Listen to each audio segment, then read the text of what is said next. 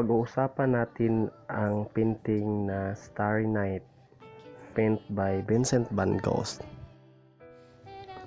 Vincent Van Gogh painted Starry Night in 1889 during his stay at the asylum of the Saint Paul de Mosul, near Saint-Rémy de Provence. Van Gogh lived well in the hospital. He was allowed more freedom than any of the other patients. If attended, he could leave the hospital grounds.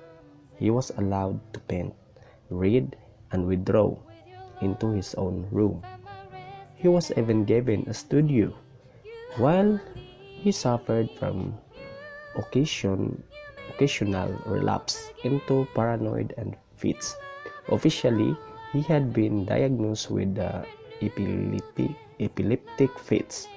It seems his mental health was recovering. Unfortunately, he relapsed. He began to suffer hallucination and have thoughts of suicide as he plunged into depression. Accordingly, there was a tonal shift in his work. He returned to incorporating the darker color from the beginning of his career, and Starry Night is a wonderful example of that shift. Blue dominates the painting, blending hills into the sky.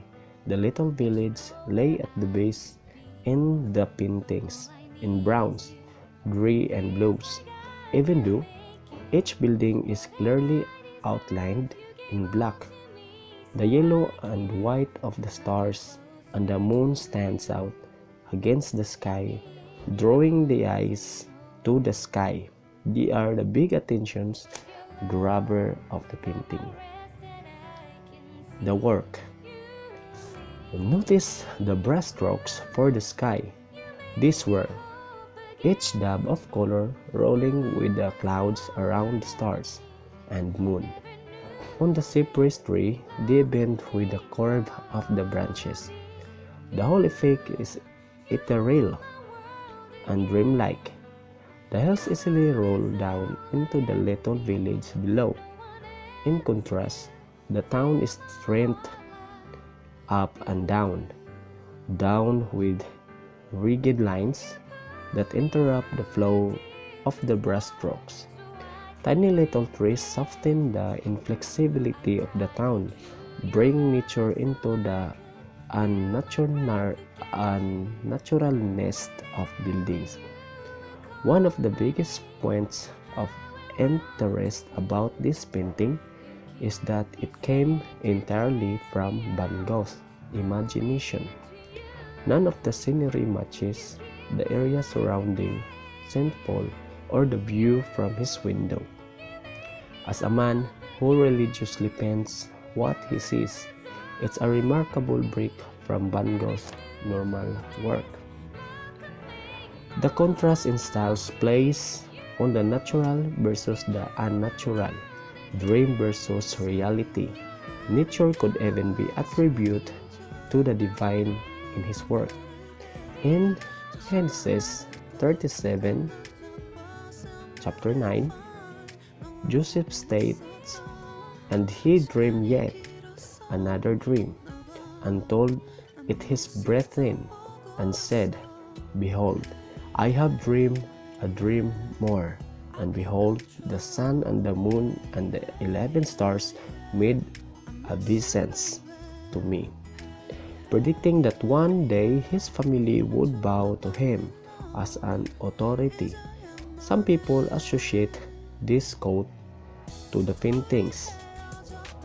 Perhaps it is a reference to Van Gogh's family, who doubted the success of his career, with the notable exceptions of his brother. It could be that Van Gogh simply wanted to breathe in the higher power into his art. As he grew up in a religious household, divided the painting into three parts. The sky is the divine. It is by far the most dreamlike, unreal part of the painting, beyond human comprehension and just out of reach. Go down one level to the cypress, the hills, and the other trees. on the ground.